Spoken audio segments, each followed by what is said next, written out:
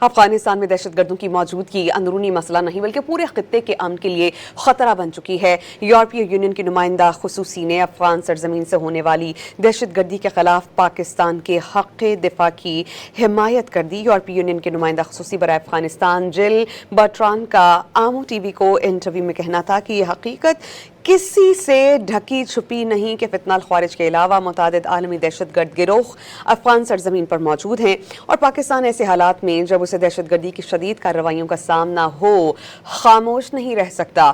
افغانستان میں دہشت گرد گروہوں کی موجودگی پر روس، چائنا، امریکہ اور یورپی یونین نے اپنے خدشات کا اظہار کیا ہے۔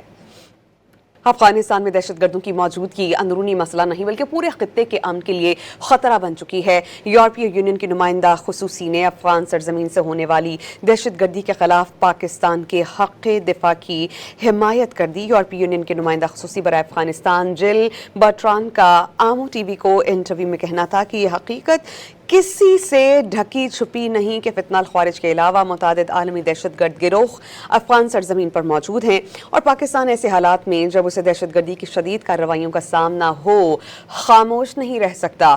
افغانستان میں دہشت گرد گروہوں کی موجودگی پر روس، چائنا، امریکہ اور یورپی یونین نے اپنے خدشات کا اظہار کیا ہے۔